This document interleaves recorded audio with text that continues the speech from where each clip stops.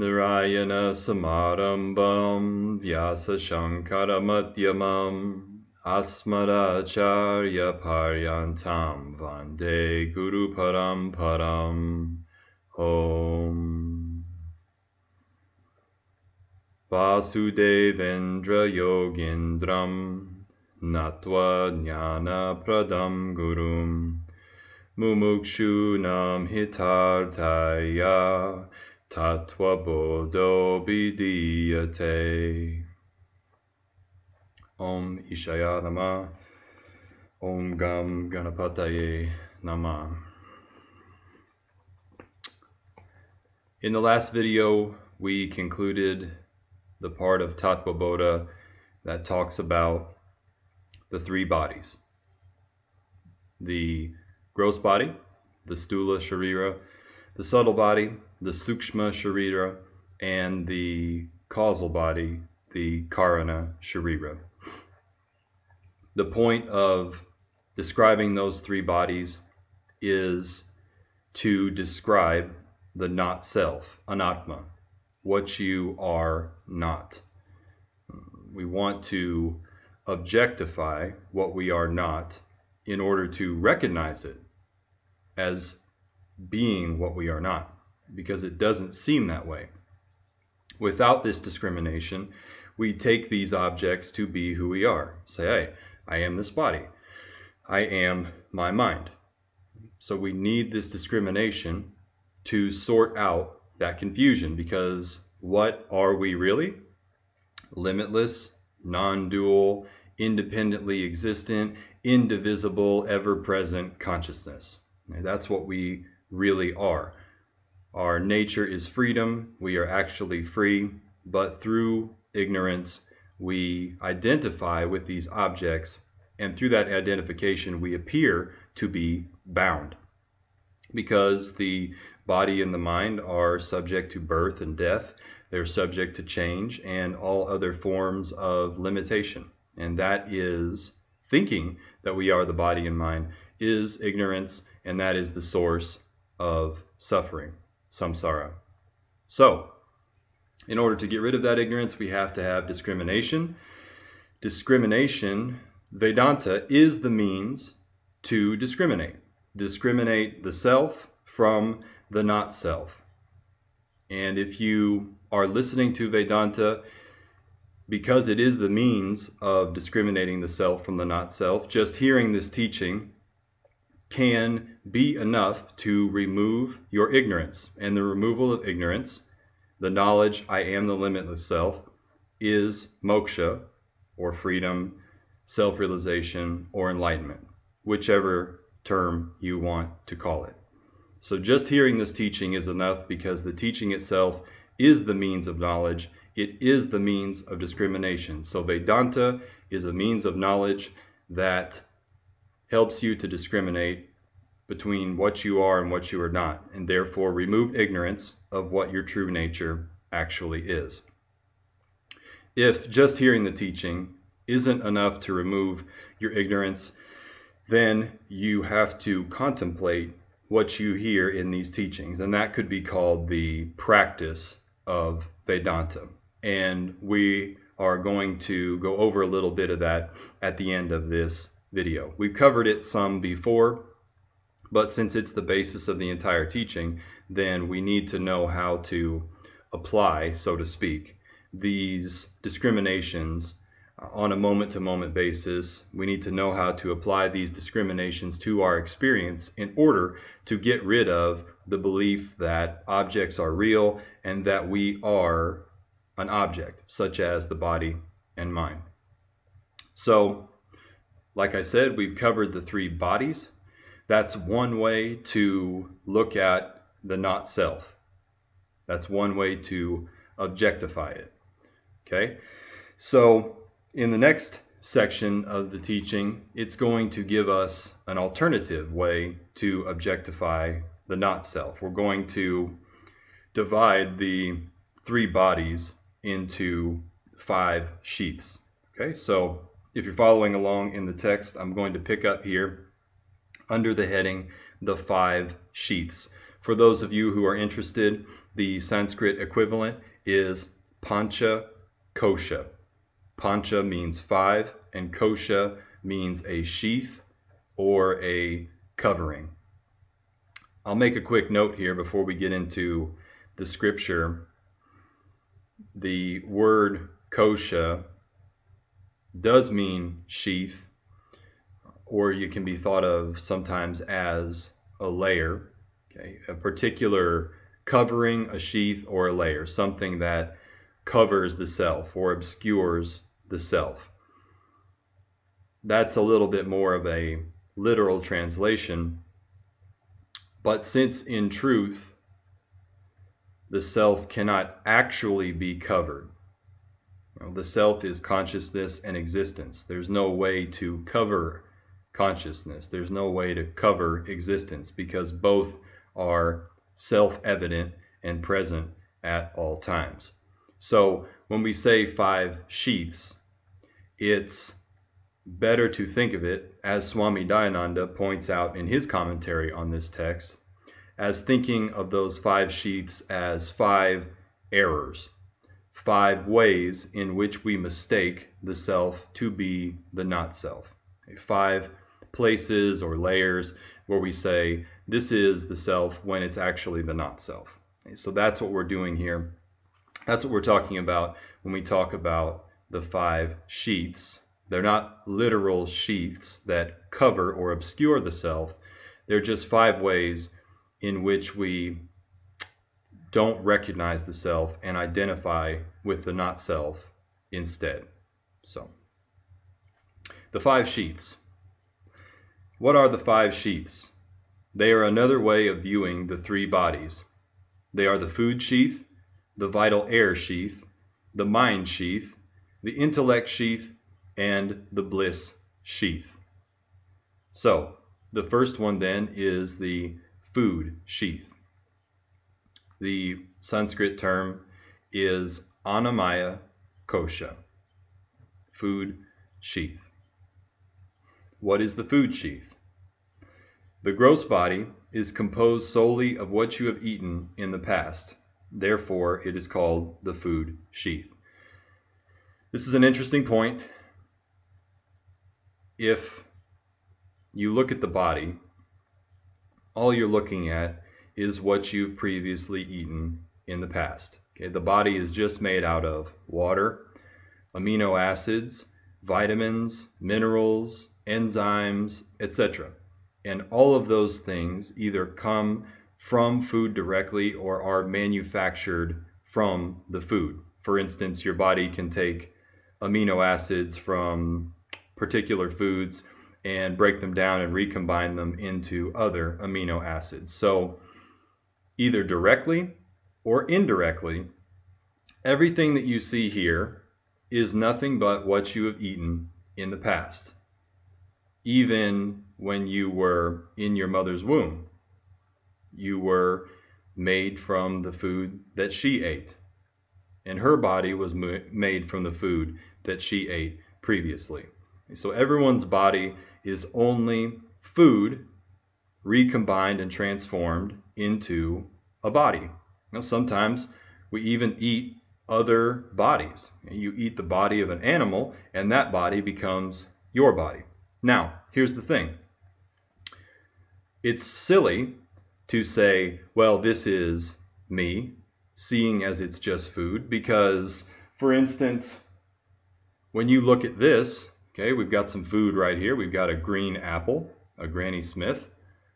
Now, when you look at this apple, you don't say, well, that's me. I mean, it's so obviously clear that this apple is not you. You don't have any problem discriminating between yourself and an apple. But take a bite of the apple, chew it up and swallow it, suddenly you start referring to the apple as me, because this thing that's sitting here is only made out of the food that you've previously eaten. So if you're sitting at the dinner table at night and you're looking at what's sitting on your plate and you don't identify with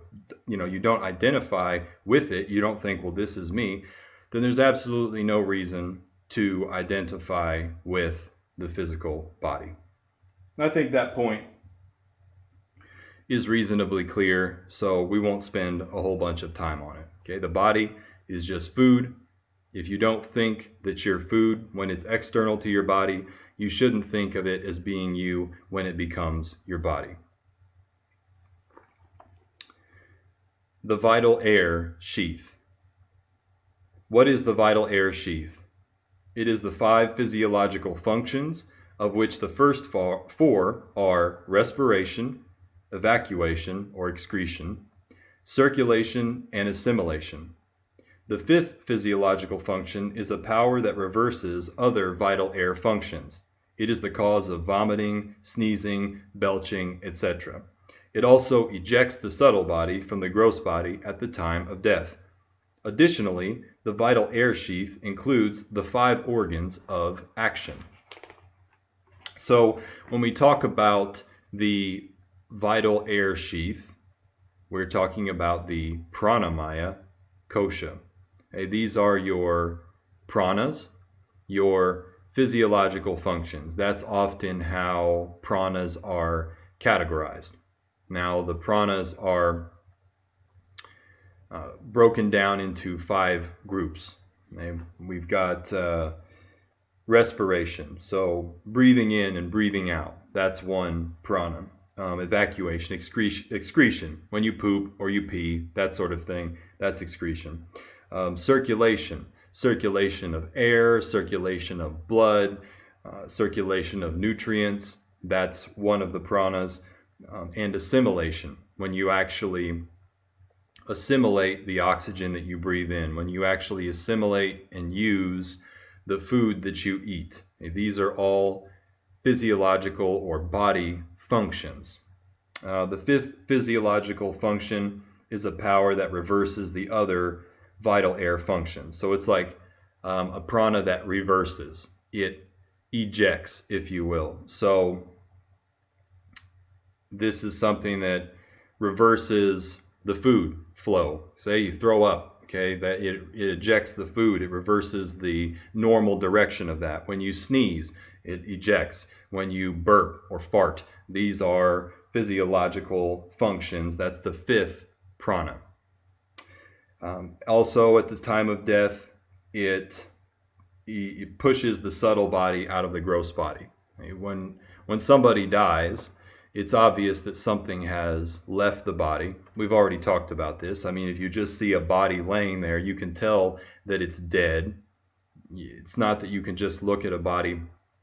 You know, you can just look at it and tell that it's dead. You know that something's not present. You didn't exactly see what was present when it was alive, and you didn't see what was there depart, but you can tell that something has left the body. And as we talked about in our discussion of the 3 bodies, that's the subtle body. So the power that pushes the subtle body out of the gross body at the time of death, that is the 5th prana. Okay? So also here it says the Vital Air Sheath also includes the 5 organs of action. Now we talked about this in the discussion of the subtle body. And we had the organs of action. We've got speech, you've got the hands, you've got legs, you've got procreation, the functioning of the genitals, and you've got excretion, the functioning of the anus, for instance. We've got the 5 organs of action. In this model, we include them in the pranamaya kosha. Earlier, when we talked about the subtle body, the scripture mentions that the subtle body contains the 5 physiological functions, but it doesn't explain them, it doesn't enumerate them.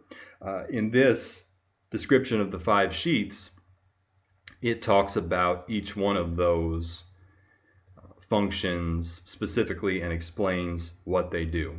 So these, in the model of the 3 bodies, the 5 physiological functions are included in the subtle body along with the organs of action. In the 5 sheaths, the difference is that the subtle body is divided into 3 separate sheaths. Instead of 3 bodies, we've got 5 sheaths. The first one here is the Food Sheath. Then we've got the Vital Air Sheath. That's one part of the subtle body. Then we move on to the next section, the Mind Sheath, or the Manomaya Kosha. I've said this before, but it doesn't matter if you know the Sanskrit terms here. Knowing the term Mind Sheath and what the Mind Sheath is perfectly sufficient. I mention this again because I have a friend of mine who I've taught a little bit, and he was concerned that he didn't know all the terminology and he wasn't able to remember all of the terminology. Now this person is very clear about who they are, but wasn't able to communicate some of these things with all the proper Sanskrit terms. That doesn't matter. Now, we're giving the Sanskrit terms here for those who are interested, but if it's not exactly interesting to you, it doesn't really matter. You just need to know what the Mind Sheath is. The English equivalent is perfectly sufficient for the purposes of discrimination. Okay? So, the Mind Sheath, Manomaya Kosha. What is the Mind Sheath? It is the mind together with the 5 organs of perception.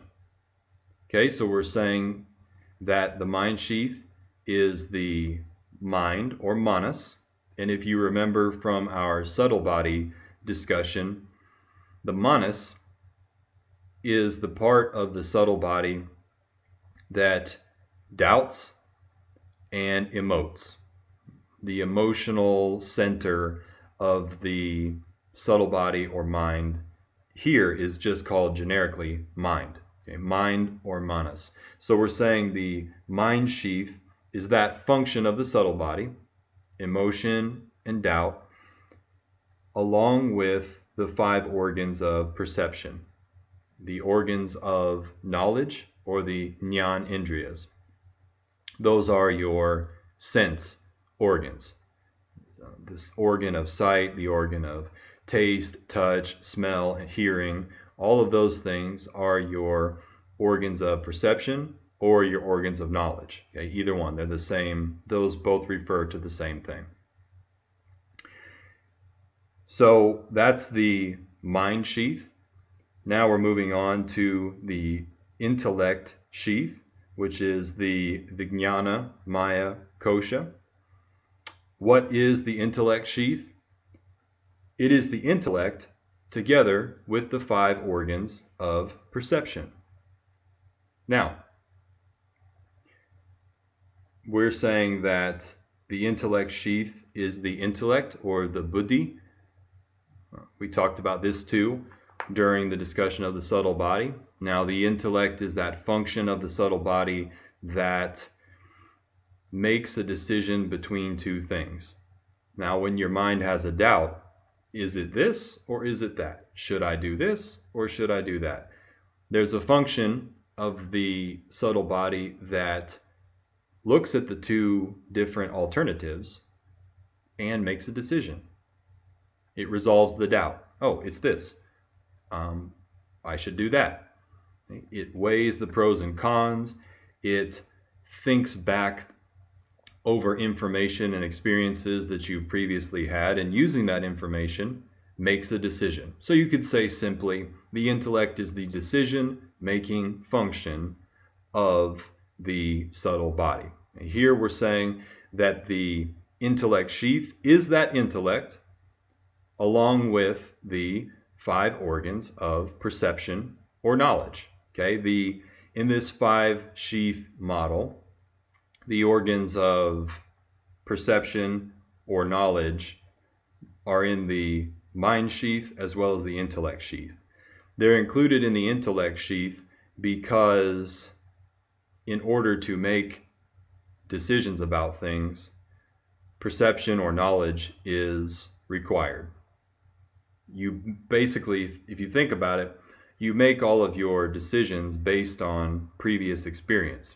And all of your previous experience is seeing something, hearing something, smelling something, tasting something, touching something. That's the raw material for your experience. So in order to have that experience, you have to have organs of perception or organs of knowledge. And when your intellect functions and tries to make a decision, it's referring back to past experiences of information gathered through the organs of perception. So we include them in the intellect sheath as well. And finally, we have the bliss sheath, also known as Ananda Maya Kosha. What is the bliss sheath? It is self-ignorance and the experience of limitlessness. It is the source of various degrees of pleasure. Here, the bliss sheath is being equated with the causal body. Now, I'm going to back up here and go back to the last three sheaths just for a moment. The food sheath is really a direct correlation with the gross body. The subtle body, however, in this model of the 5 sheaths is divided into 3 parts.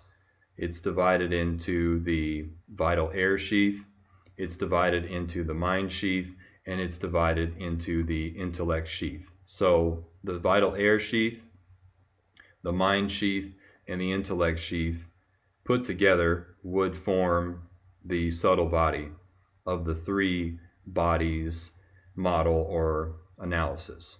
Okay, so we've got the parallels to those things, or the correlations to those things in that model. Okay. Gross body is food sheath, mind, intellect, and Vital Air Sheath is subtle body. Now, the final sheath, the bliss sheath, is our equivalent to the causal body of the 3 bodies model. Now, we took 2 videos so far talking about the causal body, so I'm not going to go into great detail about it again here. That's why I'm not really spending a lot of time on these sheaths at all, because we have discussed them basically, more or less, in the 3 bodies discussion. So we have it here again that the bliss sheath is self-ignorance. We've said before that the causal body or the bliss sheath is ignorance. It's the cause of the world, of the gross body, of the subtle body. The only way that that can happen in a non-dual reality where only the self exists is ignorance. You can only mistake something to be something it isn't. That's the only possibility. So ignorance is the only way that we can have the appearance or of creation or a seeming creation in a non-dual reality. So we're saying here the bliss sheath is ignorance, just like when we talked about the causal body. It's the experience of limitlessness. This is something that we're going to talk about in more detail when we talk about the 3 states of experience and we get to the state of deep sleep. So I'm going to actually leave that discussion until the next video when we talk about the 3 states. So now we've covered all of the 5 sheaths. We've got the food sheath, the Vital Air Sheath, the Mind Sheath, the Intellect Sheath, and the Bliss Sheath.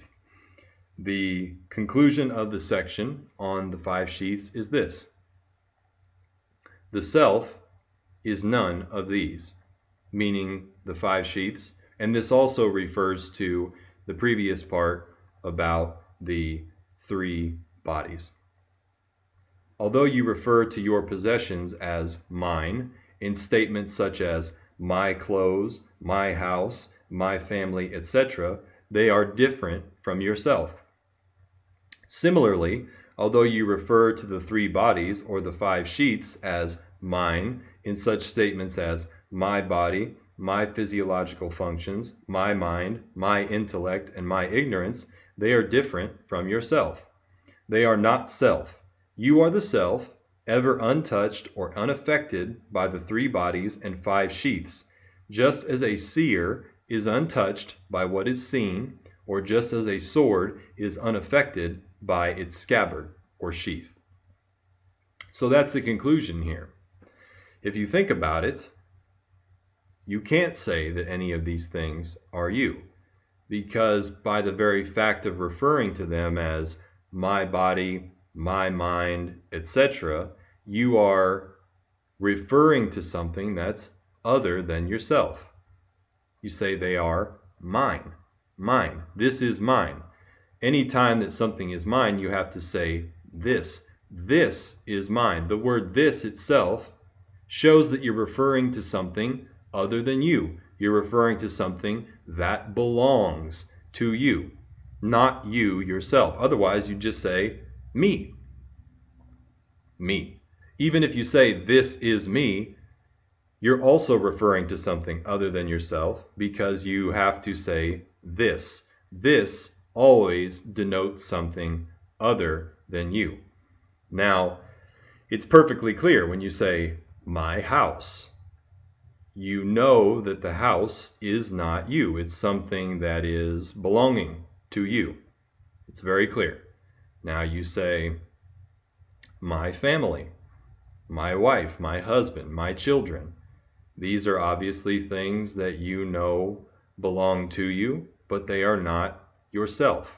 And what the text here is pointing out, and this is very true, is that it's the exact same when it comes to the 3 bodies or the 5 sheaths, whichever way you want to view them. Okay? When you say my body, you are referring to something that is known to you. You're not referring to yourself. You say my mind, my emotions, my doubting faculty, my thinking faculty, my memories, my feelings, my perceptions, my sight, my sense of hearing, my sense of taste, my sense of touch. All of these things you're referring to as my or this, and that shows very clearly that they are objects that are known to you rather than yourself, the knower. You have to think about that. This is the essence of discrimination. This goes back to Vedanta 101. There is the conscious subject, and there are the objects that are known to the conscious subject, and whatever object is known by the conscious subject can't be the conscious subject. Or rather, the conscious subject can't be the objects that are known. So that is the conclusion that they are pointing out here in this section. None of these things that are known to you you cannot be any of these things. See, just as the seer is untouched by what is seen.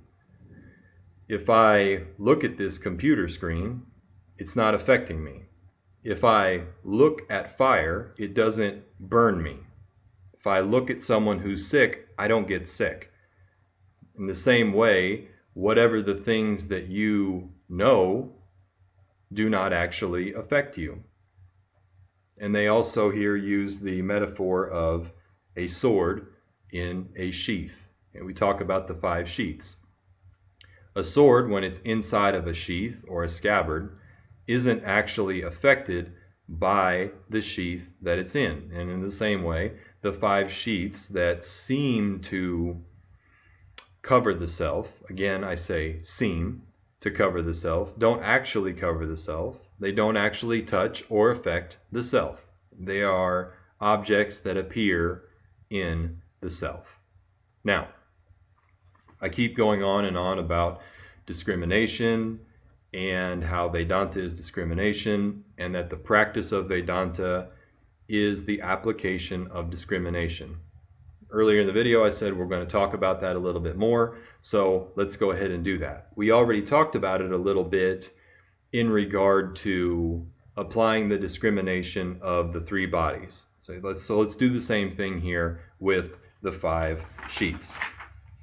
So, discrimination is applying this knowledge to your experience on a moment-to-moment basis until all of the ignorance is gone. It's as simple as that. Ignorance is, I believe the world is real, I believe the body is real, the mind is real, and I think that I am the mind and body. That's ignorance. We apply this discrimination to that ignorance on a moment-to-moment basis. Okay, whenever it pops up, and get rid of it. And that's how we get rid of it. How does this ignorance pop up? It pops up in the form of your thinking. Ignorance is something that occurs in the mind. So that's what we're watching here. We're watching the mind. So for instance, if we're watching the mind and we see the thought pop up, I am the body, or some aspect of the body. Say, I have brown hair, I have blue eyes, I have white skin. Any of those kind of things. Those are all thoughts that are identifying with the body. So if you're using the 5 sheaths model here for discrimination, then when that pops up, you say, I have white skin. You stop and you say, wait a minute. Does the I, meaning the self, have white skin? No. The food sheath has white skin. The food sheath is something that is known to me, so it can't be me. That's one way to do it. Or you can say the food sheath has white skin and the food sheath constantly changes. It was one thing 5 years ago and it's different now. It was different yesterday. It's going to be different in the future. The food sheath changes, and so it's not real. I am the unchanging knower of the changing food sheath, and I am real, so I cannot be the food sheath. The food sheath depends on food to be what it is. The body cannot be without food. The body depends on food. Food in turn depends on matter because all food is made out of matter, etc. So the body itself has a dependent existence.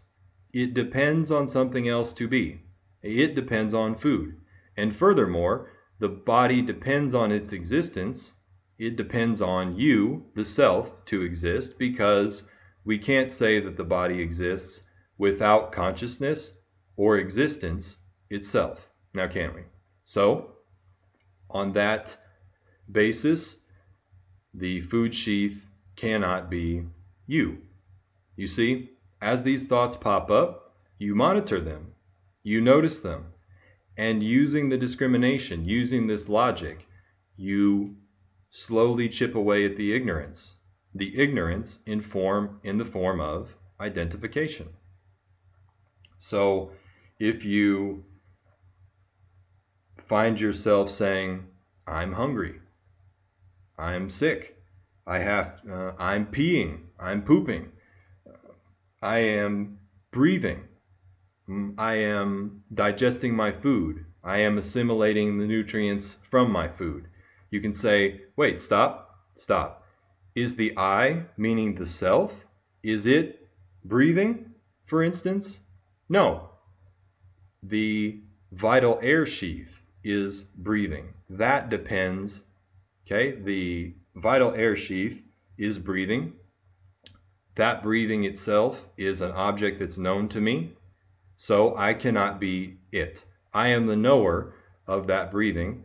I am the self, the conscious subject, not the object of breathing itself.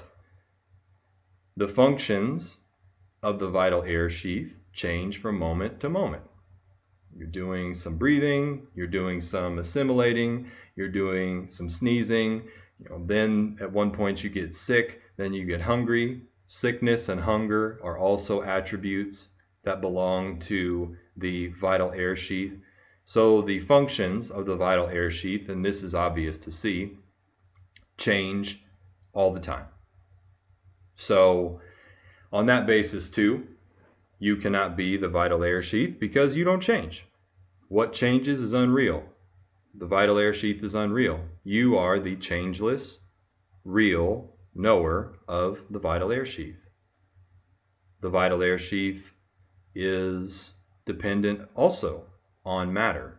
Subtle matter, but matter all of the same. So it has a dependent level of existence, whereas you, the self, exist independently of the Vital Air Sheath. No matter what happens to the Vital Air Sheath, you, the conscious subject, are still there.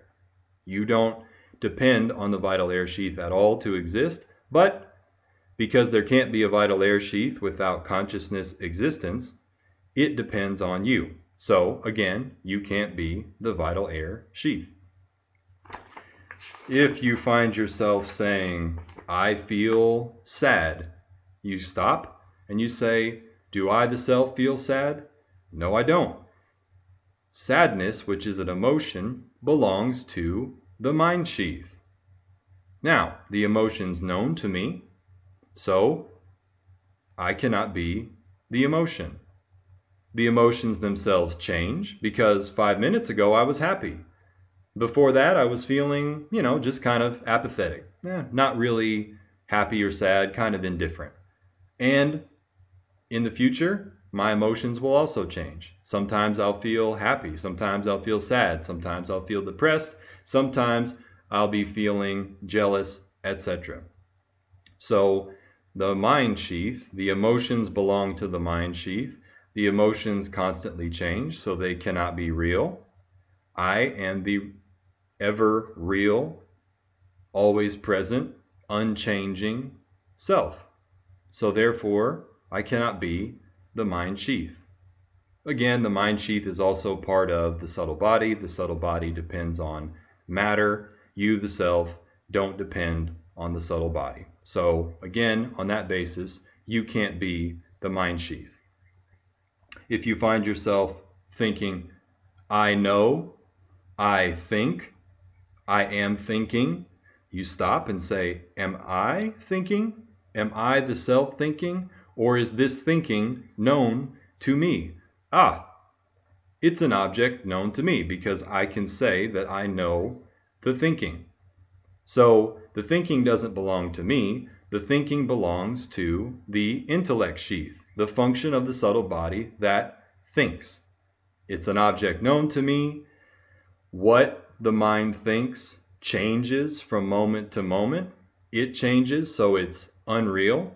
I am unchanging. I am real. I am the self. I cannot be the Intellect Sheath. Simple enough. And any kind of perception belongs to both the Intellect Sheath and the Mind Sheath. So if you say, I see, you say, well, does the I see? Am I the self seeing? Or is the Mind Sheath or Intellect Sheath, because they both contain the organs of perception, are they seeing? Well, it's known to me, so the seeing, the tasting, the touching, the smelling, the hearing, those things belong to either the Mind Sheath or the Intellect Sheath, and they do not belong to me. They're known to me, so I cannot be them. So when I say I see, I smell, I hear, I taste, I touch, I stop and think about it and say, no, that is the Mind Sheath or the Intellect Sheath. I am the self, the one that knows the objects of sight, sound, taste, touch, etc. Now finally, the Bliss Sheath or the causal body, you can say, I am ignorant. We said that the Bliss Sheath is ignorance. Well, if you say, I am ignorant, you obviously can say to yourself, well, is the I, the self, ignorant? No, because I know that I'm ignorant. If I know the ignorance is an object known to me, and therefore I cannot be that object. The ignorance belongs to either the subtle body or the causal body, whichever way you want to look at it. It doesn't really matter. You can say, if I feel good, I feel pleasure. You can say, does the I feel pleasure? Well, if pleasure is an experience that's known to you, then it's an object, and you are the subject that knows the object, therefore you cannot be the object. So the pleasure belongs to either the Bliss sheath causal body or the Mind sheath subtle body. Either way, doesn't matter. Either way that you look at it, pleasure or ignorance, the experience of either one, is an object that's known to you. And those experiences come and go. You're ignorant of one thing one moment, then you're ignorant of something else, then you're feeling pleasure, then you're feeling something else. Those things change, therefore they're not real. You don't change, and you are real. And both the experience of pleasure or ignorance depend on you, consciousness, to be.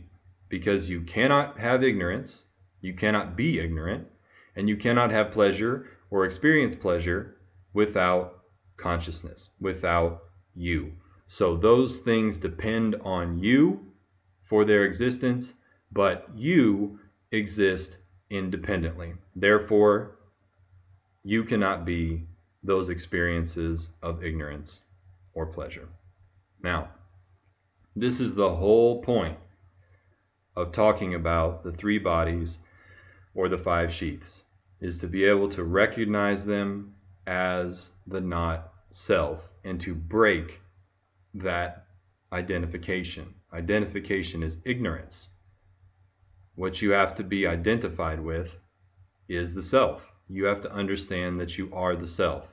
And the way to do that, aside from just listening to these teachings, is when you're not listening to the teachings, is to apply this discrimination to your experience, to your thoughts at each moment until that identification or that ignorance is destroyed. And that is enlightenment. That's freedom, because you realize without a doubt very clearly that I am free. I always have been free. I am the limitless, ever free, unchanging self. That is the knowledge that is moksha.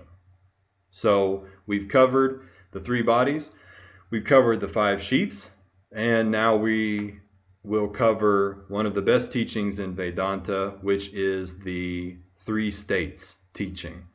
And that is something that we'll have to pick up in the next video. So I hope to see you back then. Purnamidaf, Purnamidam, Purnat, Purnamadachyate, Purnasya, Purnamadaya, Purnameva Vashishyate. Om Shanti Shanti Shanti.